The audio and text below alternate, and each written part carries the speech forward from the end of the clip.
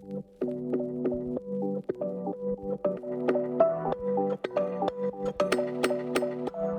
fusion of creativity and technology isn't just changing the game, it's rewriting the rules.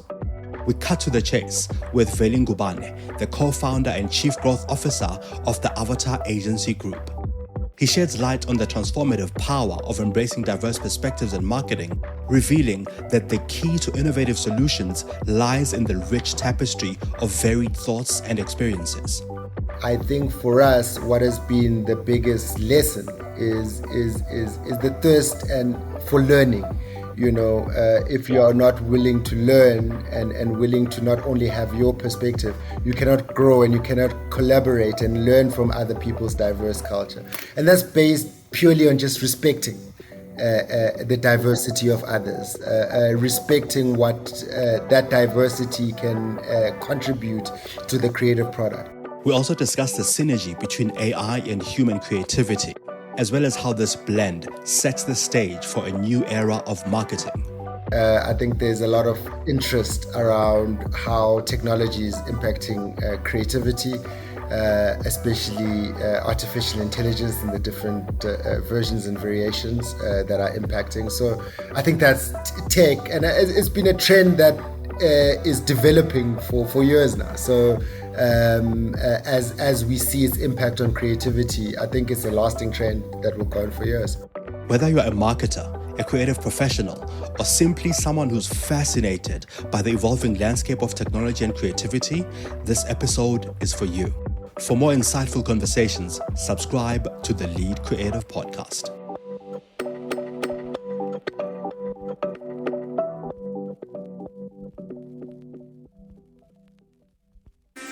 Welcome to the Lead Creative Podcast, where we talk to creative industry leaders, influencers, and brands. We discuss the strategies that influence brand thinking and shape industries. Thought leaders and heads of agencies let us in on some of their thinking and insights. I'm your host, Mongezi Mtati. Enjoy the show, and please share and subscribe. Veli, thanks so much for making the time. It's exciting to talk to you again after we spoke during COVID, in the height of COVID, when we recorded the last episode. Imagine.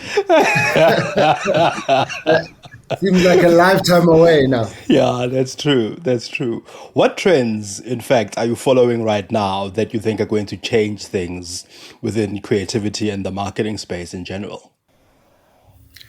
Well, technology as the master trend, I think there's a lot of interest around how technology is impacting creativity, especially artificial intelligence and the different versions and variations that are impacting. So I think that's tech, and it's been a trend that is developing for years now. So as we see its impact on creativity, I think it's a lasting trend that will go on for years.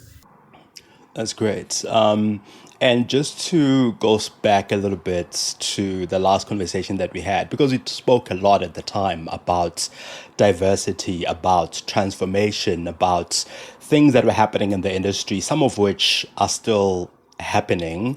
Can you share your thoughts around how diversity leads to growth? Because you've been beating this drum of diversity and transformation for a long time.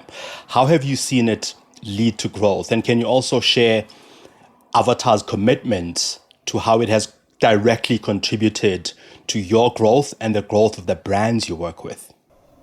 Yeah, I think maybe start in numbers. I think when we last spoke, we were an agency group of probably about 100 people. We are now aging 320, 330 people that are in our employ. So that's just the growth that has happened in the last 3 years. And at the base of it is our understanding of diversity, our understanding of how that diversity leads to insight that is now beneficial to brands, you know. So diversity and a transformed creative setup.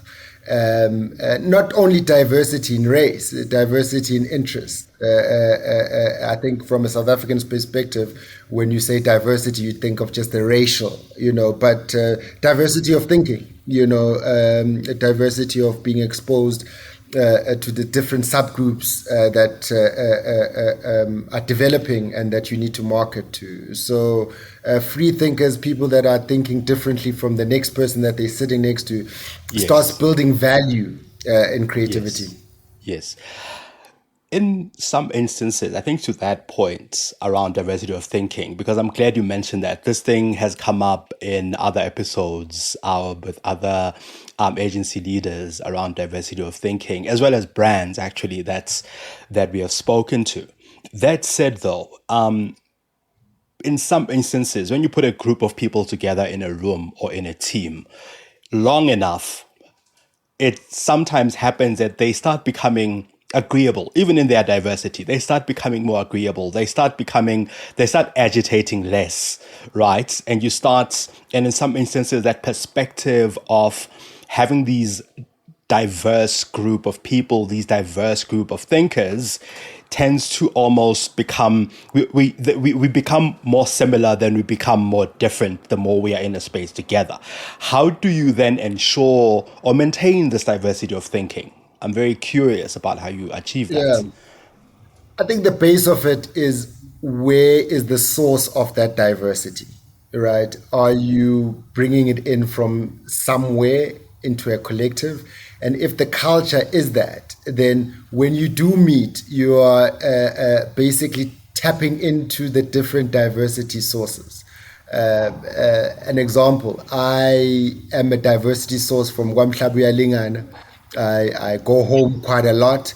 So my going back home fuels my diversity that I put into the table, because I live in that diversity. So I think the workplace must seem as the melting point of that diversity, not the source of that diversity. So what you need to do with diversity is, wherever, if you bring a youthful diversity in your free time, in weekends, you need to hang out with that market so you can bring it to the table. So in how I see it, it's a gathering of diversity rather than a discussion of diversity that you already have, so if it's watered, and if it's continuously watered and brought to the table, then you won't run into those problems, because everyone is respected for what they bring, and the uniqueness of what they bring. That makes sense. That makes sense, and that's a fresh perspective, I guess, on it. That you must. It's a cultural thing first of all, and you must constantly be evolving or growing that culture, or immersing yourself, in fact, in that culture that makes you diverse or enables you to bring that diversity to the table. Are there any specific examples that you can think of where diversity within your team and even outside your team in the industry in general has led to innovative solutions that have significantly impacted clients' work or market presence in general? We're blessed to have brands that require the diversity. So our FMCG brands and Unilever, you can't get away with marketing a product that is so democratic and universal to different age groups, different income brackets, and different regions. A brand like Aromat, used in urban areas and townships, in the rural areas. So diversity then becomes the staple and the value that you bring. So there's been lots of positive impacts through our diversity. But the one that I can think of from a global perspective, so we've got Techno as a client, which is our biggest global client based in China. So Techno Mobile is one of the biggest cell phone giants globally. And we had to test our diversity in collaboration on the continent and the rest of the world. When we launched in Asia, we launched in the South Americas, the Americas, and the rest of the continent. So collaboration with other countries actually tested our knowledge in applying that product there. So if you look at the work that we did for Techno, it was from our perspective testing it in market with the in market agencies that we work to have a diverse project and product that basically delivers on the campaign principles and values that we wanted to output to the market. How well does it travel? Because I'm glad that you mentioned this, the launch in all these places and spaces. We constantly talk about the fact that the world is becoming more similar than different, in the sense that because of connectivity, we're able to see what's happening in China, we're able to get a sense of what's happening in Japan, in London, wherever, right? So all of these things. How well does this notion and idea of diversity, more so diversity within a creative team, travel to other parts of the world? You mentioned collaboration. I'd love to understand a bit more about how do you collaborate as a predominantly South African team with people from the Americas, with people from other parts of the continent, because in some instances there are these differences, that there are these things that make us different, but also things that make us similar in very many ways. What was your experience of that? Yeah, look, there are universal truths globally of just our humanness and how we relate. And I think for us, what has been the biggest lesson is the thirst and for learning. If you are not willing to learn and willing to not only have your perspective, you cannot grow and you cannot collaborate and learn from other people's diverse culture. And that's based purely on just respecting the diversity of others, respecting what that diversity can contribute to the creative product. So we've recently launched a campaign for ABSA, Your Story Matters. Now, that as a concept is universal. Everyone has a story to tell, wherever you're from in the world. But the way we tell our stories is a bit different. Now, when we were putting together the work, we had to go find that difference. And in the TV ad, there's certain regions that are catered for in that diversity. We talked to the team in Ghana, and there was a specific ceremony, which was the naming ceremony of a baby that is in the ad. That when someone looks at the ad or watches the ad, they probably won't pick it up. But for the Ghanaian market, that specific ceremony of naming the baby is appreciated because we've gone that deep. So there's stories, there's people, stories that are universal. But when you dig deep and you respect that country's or that region's diversity, you can actually get into a richer context. But that is not only understood by that region, can be universally applied as well. Yeah, yeah. There's this ongoing debate that keeps evolving around the effectiveness of creativity in business, or at least the effectiveness of what the creative industry brings to business growth.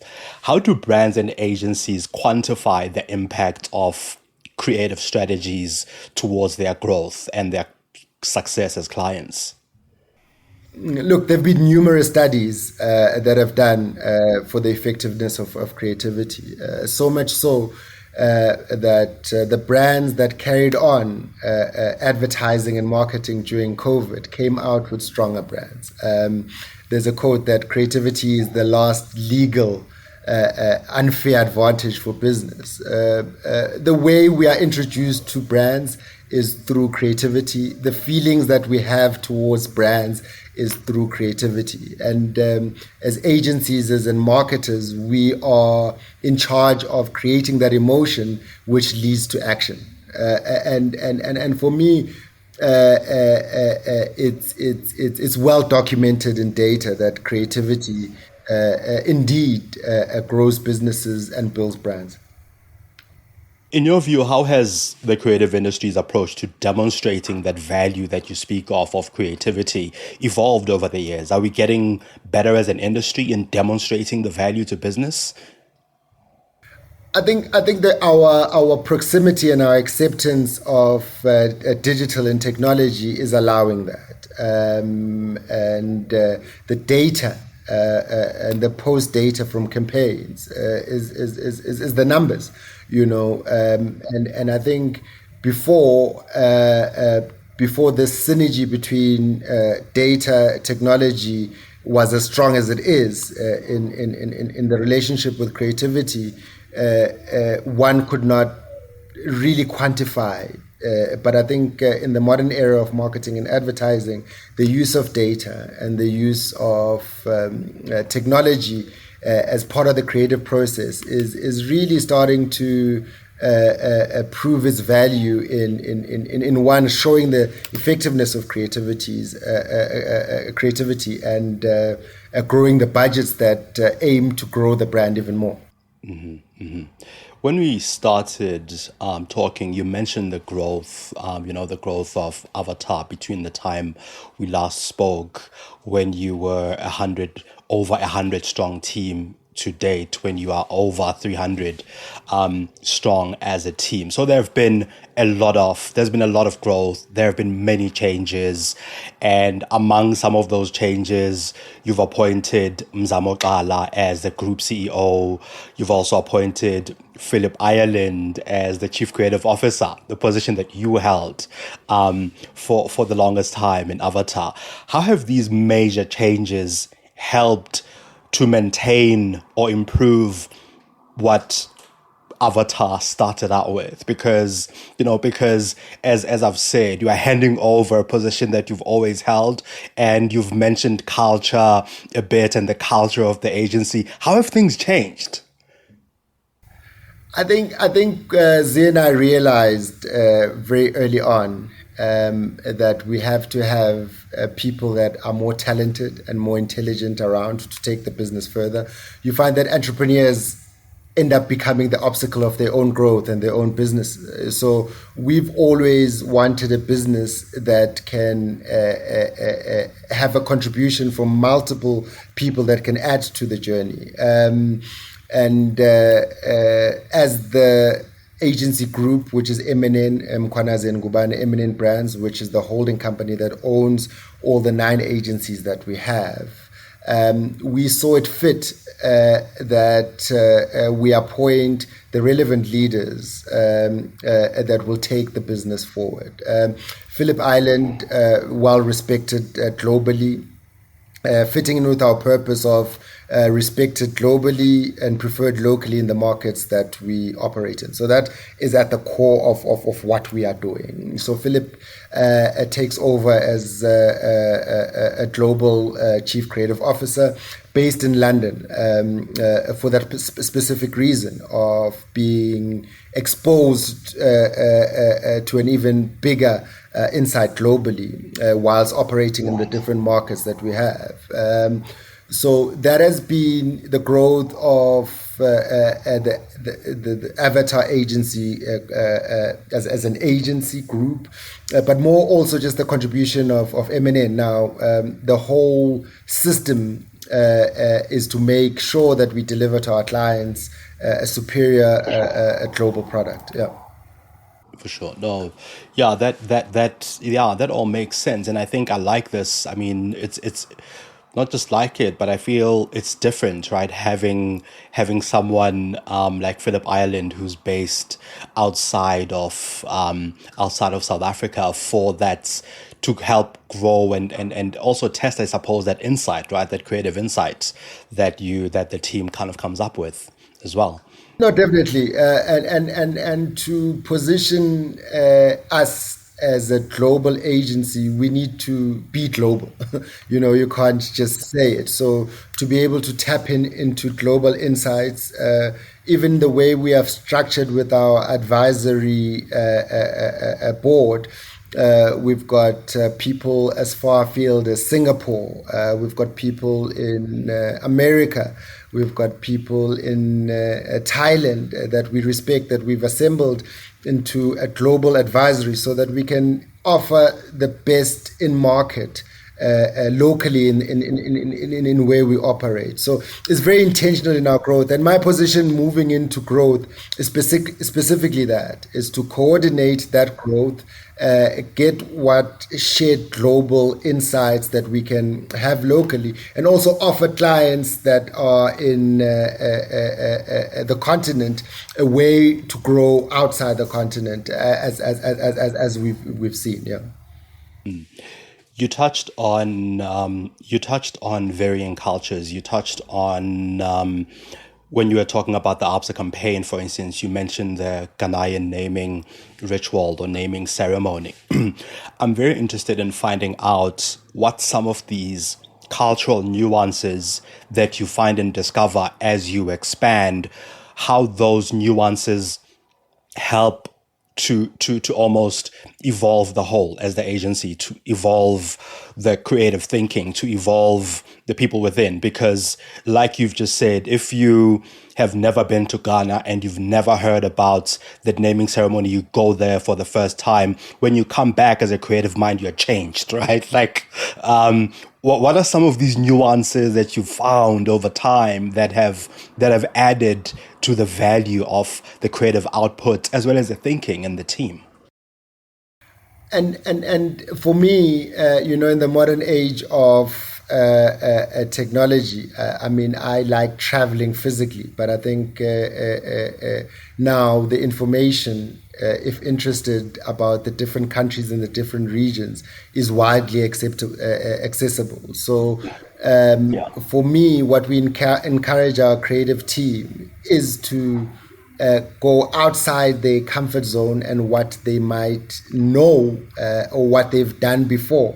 When I look at, when I review a campaign, I'm not trying to emulate what we've just done for that brand. We're trying to come back and add more insight so that the creative product can be even better. So the detail that we go into in finding the insights shows, one, the respect for the market, and shows the love for the brands, and that is easily understood and translated in that market, where brands seem to scratch the inside surface, and we want to go deeper. And I think this ABSA campaign has allowed us, launching in 12 different regions. We've had to really look at our product. And similarly before with techno, where we even had regions that maybe culturally might be in conflict or competing, and we have to find the responsible middle ground to be able to communicate on the same 60-second ad to all these different markets that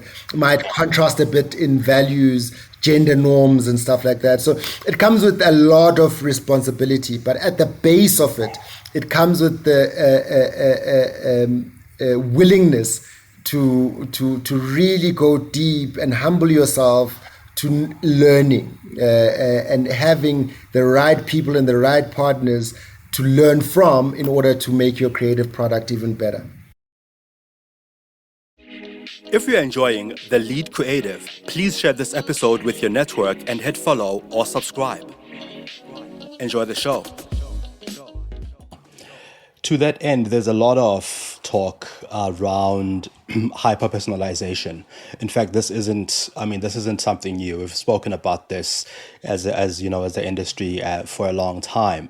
But it continues to be a key trend, with some research citing that 72% of consumers say they will engage with personalized messaging to a point, right? What are your thoughts on how brands can leverage data and technology to deliver personalized content and campaigns at scale? What you've just described to me does a bit of that, but how do we leverage that insight even more to deliver on that? Because all of us are looking for more and more hyper-personalized messaging. Yeah, and I think data being used to have a humanized creative outcome. One of the campaigns that I respect globally is the Coca-Cola name on a can campaign. Now, the incredible data, if you research it even online, the incredible data and strategy that led to your name, Monges, being on the can, which is a very human outcome. So data that translates as in a very human outcome is where the personalization is going. Where we go into the campaign. We've set ourselves that challenge with ABSA to say every single story matters in a very empathetic and a personal way. And as you see the campaign develops, you'll see how we've executed that. But overall, in a nutshell, we are operating in a very privileged time where we've got all this data. But that data mustn't translate to the consumer as data. It must translate to the consumer as a humanized understanding. So the data helps us understand and influences the creative process so we can be more appealing as brands and as messages to the consumer. There's a bit of a curveball that I'd like to throw at you on this. Are we able to achieve that? I'll need water for this, right? No, absolutely. So like there's this human outcome that you speak of, this sort of humanizing the data and getting to that insight and understanding the person and the human being. It's very by and large done within the B2C space, right? To consumers, more so to sort of a mass consumer. You mentioned Coca-Cola as an example.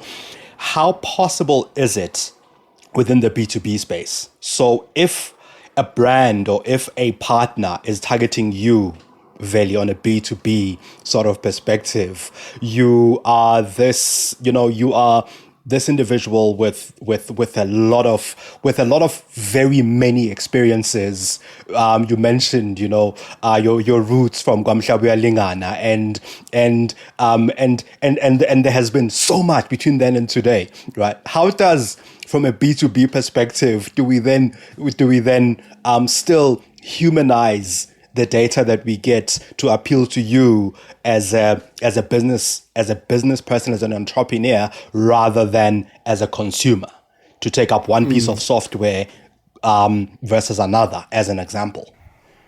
Yeah, I found that the B2B messages that work are ones that seek to provide the empowerment to do better as a business. So for me, if you understand what my pressure points, one as an entrepreneur and one is in the creative space, you are able to tailor make a B2B product that appeals to me, because everyone in this space wants to get your attention and the useful information that is gathered. And again, it rolls back, whether it's B2C and B2B, it's an understanding the requirement and the pressure points. And us as brands, as practitioners, is to alleviate those. So from a B2B perspective, information that is in understanding of my core requirement becomes very useful, and that brand affinity to the provider of that information becomes someone that I'd want to do business with from a B2B perspective. For sure. You mentioned earlier that that brands that have continued advertising even during COVID, which is to say at times, even during tough economic times, tend to be brands that stand out and stick out past those tough economic times. One of the questions that keeps coming up time and time again in the conversations that we have, of course, is that there's this cost of living crisis that the consumer is experiencing, which of course extends to the difficulties that brands are experiencing in terms of their spend in advertising and marketing. How do brands stand out with call it minimal, constrained, or really tough budgets because of the economic situation that we're in?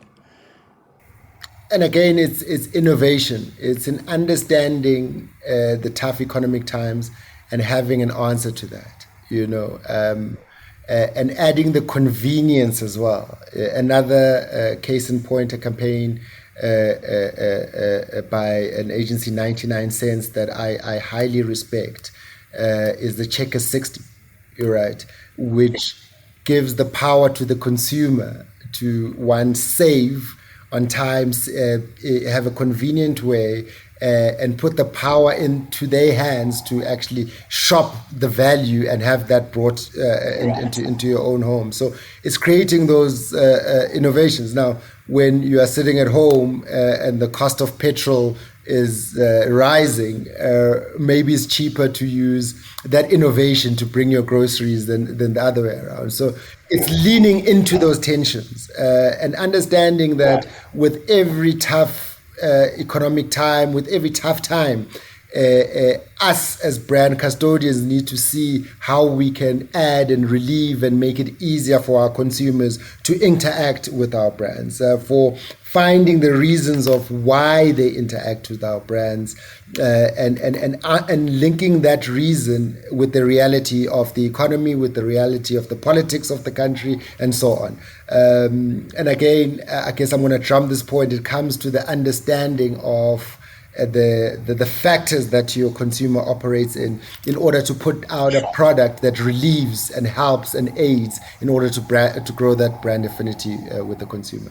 Yeah, I like this idea of lean into what the challenge is, lean into what that pressure point is, rather than shy away from it, which has always been the way that sometimes brands do, right? It's like, because a pressure point or a challenge is a negative thing, and brands tend to shy away from call it the negativity. So that's an interesting perspective and a great way to look at it. And it's a growth. I mean, you see, like loyalty cards when they got introduced. It had to grow into this. But what it does is that it gives more information about the consumer, the pressure points that the consumer is going in return for a discount. So that is a mutually beneficial relationship with someone that has the card and the brands that want to know how to further help. And now, from a Unilever perspective, it's even influenced the packaging design of some of the products, because once you know the consumer and once you've got data of their needs, then it starts influencing even the core product of what you are serving to them. To that point, getting that much data and getting that much insight on a consumer, I'm seeing more and more that in spaces and places where we used to get more consumer data, there's regulations and things that are coming into play where that consumer data is lessening more and more, right? Like there's cookie deprecation, for example, that's come into play where you can't collect cookies anymore. So that way of understanding the consumer is going away. Of course, there's, on the other side of that, there's collecting first-party data from the consumer. So I guess the question that I'd like to ask then is, in this time when we are seeing more and more restriction on collecting consumer data, how do we come up with intelligent insights that leads to this hyper-personalization, that leads it to what you've just mentioned about understanding and leaning into those pressure points? Because brands and agencies are getting to a point where we're getting less and less data. Yeah. So I had the privilege of sitting on the Direct Marketers Association board at the time where the POPI Act was being developed. Now, I think legislation to regulate and control data is very, very important, because in the wrong hands, it can be used quite negatively. So I think that requirement is a standard requirement that protects the consumer. But ongoing, the being able to opt in the first party data, as you mentioned, and the different innovations that are being developed to get that data. But I think the balance between protection and use is something that will be a tension for some. but having been exposed to the development of the law is something that is very necessary to protect the consumer. And I think in any situation, that should be the first priority of every brand, to use the data responsibly. I mean, we've seen even globally, a company as big as Facebook still has those type of tensions and problems of how far to go. Because it's such a powerful, data is the new gold. If left unregulated, it could have some disastrous consequences. So that balance is something that I think will be a balance going forward, but protection of the consumer should be paramount to use that data responsibly for the betterment of the consumer, but responsibly. Yeah. I follow your column, Young, Gifted, and Killing It, where, of course, you surface a lot of younger people within the industry, and you talk about that insight. And one of the things that keeps coming up time and time again when you talk to young people or younger people in an industry is that the senior, more experienced, more seasoned people in that industry, they tend to not meet, or there tends to not be the sort of meeting point where they're visible to those people. What key qualities do you look for, first of all, in creatives, and how can they make themselves visible to you?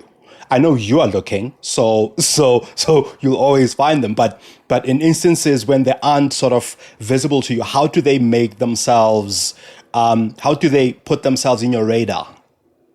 Yeah, and trust me, they find me, whether in malls or so on. But the Mark Lives Young, Gifted, and Killing It column is something that I'm very proud of in my career, because its intention was to expose the young, gifted creatives behind the campaigns that we might know, and to start celebrating them.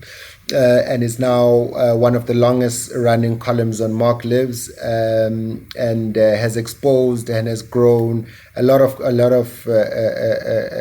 careers in the space, and it's something that I'm very proud of. And I think for me, the core of it, and what I look for, is the people that come as themselves, that add to the industry. When we started in the industry, people wanted to emulate the more senior people to become like them.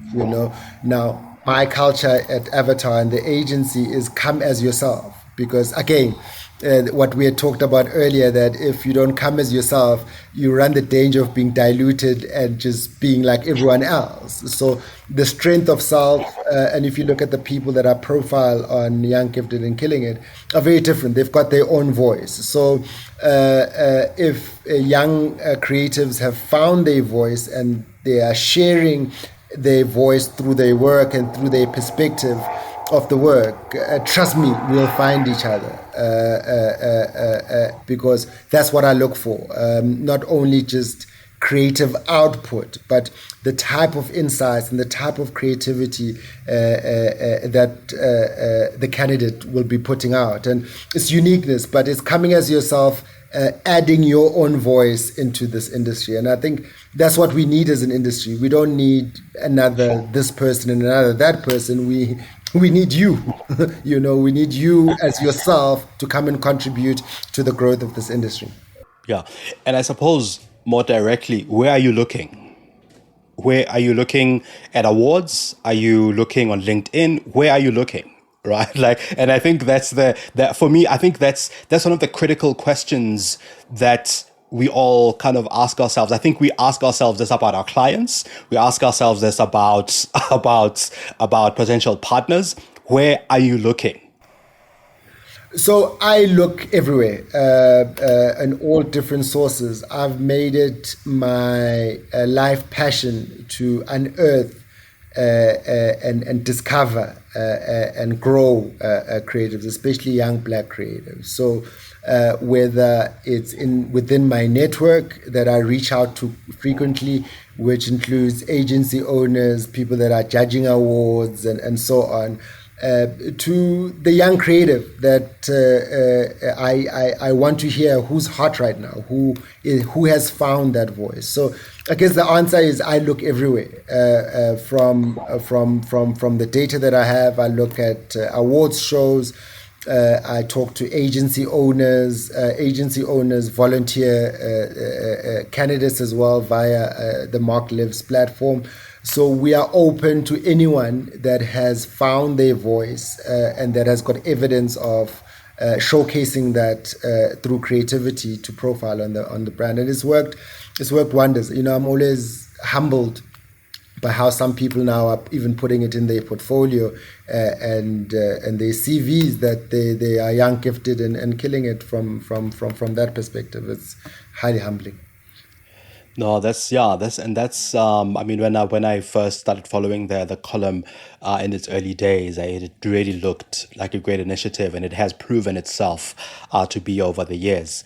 Veli, thanks so much for making the time and for all this insightful information that you provided. I think out of that I get this sense of lean into the problem, lean into what the data tells you, try to understand the consumer, and that, of course, the power of cultural nuance and diversity, not just of race, but of thinking as well. So in closing, I have two last questions for you. And the first one is, if you could ask any living person about their unique take on marketing, creativity, or life, who would that person be? And what is the one question that you would ask them? I've got an affinity to just normal South Africans. So I would go to the nearest rank and grab the first person and ask them about a campaign. Because I think when we sit in these offices away from the market, we sometimes start doing creative for ourselves. And what I like is, as I travel, and visit different households, is the reaction to work. What people pick up from an advert. You find that those conversations we sometimes never hear. So for me, I'm a fan of getting feedback, not from fellow marketers and so on, but the person that might not be in marketing, someone just going on with their day-to-day lives and say, what do you think of this campaign? What is it communicating? So I guess the answer is I would ask any South African that is not intimately involved in the advertising and marketing space. Yeah. So we usually ask our guests to leave us a question for our next guest as well. And our last guest was Lebu Madiba, the MD of PR Powerhouse. And this is the question that she left for you. So she asks, outside of what you've experienced within arts and culture in building Brand South Africa in the last year, what other assets do we have at our disposal to build on what Brand South Africa can be? Okay. So there's the obvious assets that we are already building on, which is your sports and your culture and so on. I'll go back to home base, and I would say the creative economy.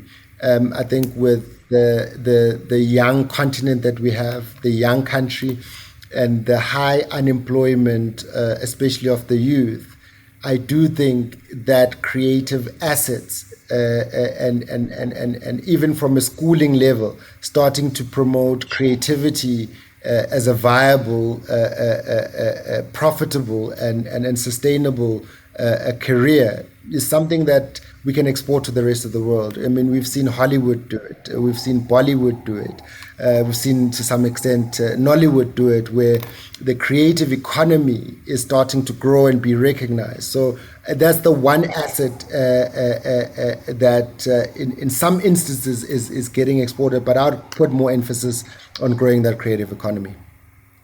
And lastly, what's the one question that you'd ask our next guest about their work, their creative process, or their approach to the industry? I guess for me, what is in our minds is the effect of AI on creativity. So I would want to know from our next guest, not from a global aspect per se, because I do believe these products are built with the global market in mind. But I would like to get that guest's opinion on how something that is not essentially developed for our continent can be used effectively in advertising and marketing, or anything else that is AI related. With balancing our realities. When we are trying to create employment, we're trying to have more photographers and people that develop the work, but there's now a technology that could replace that. So from an African perspective, how do we deal with that? So basically our response to AI as a continent would be something interesting for me to hear. Fascinating. Veli, thanks so much for making the time. This was once again a really insightful conversation. Thank you for making the time. And I've been following the work, as I've said, and it's been amazing just being on the sidelines, looking in, watching the growth and the development and the evolution of how things have been happening at Avatar and M&N Brands. No, thank you very much. And, it would be amiss of me not to thank everyone for the love. We feel it from messages to words of support. I think where we are now, we understand that our growth is not just an avatar growth, but it's a collective responsibility. It's now a proof point for the people around us, the people that are starting out to have that sense of possibility. I mean, I think for us, winning a bank of the size of ABSA just shows that it's possible for everyone, and I hope the people can find inspiration in the work, and that we've remained true to the insightful work. And I think the campaign Your Story Matters, as it develops, will show evidence of us really sticking to the core of what we've always been discussing. So thank you to you, thank you to everyone that has covered our story, and thank you to the people that continue to show us love as we grow this brand. Thank you so much. Thank you for listening to The Lead Creative. Did you get one insight that's worth sharing from this episode? Please share it with your network or your friends. Pop me some of your ideas and innovative finds on Twitter on @Mongezi. This podcast is available on Spotify, Stitcher, Apple, Google, or wherever you listen to your podcasts. You can also find me on mongezi.com.